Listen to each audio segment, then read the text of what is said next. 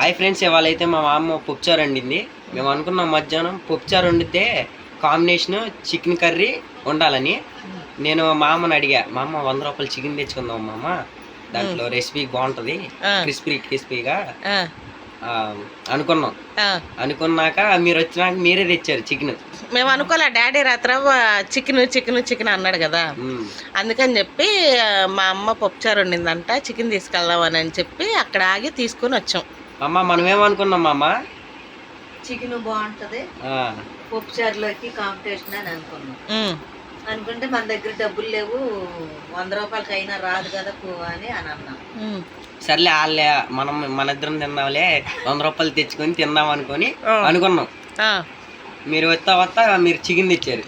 చూపి, leg piece, white rice, chicken with combination పప్పుచారు. ఈ రెసిపీ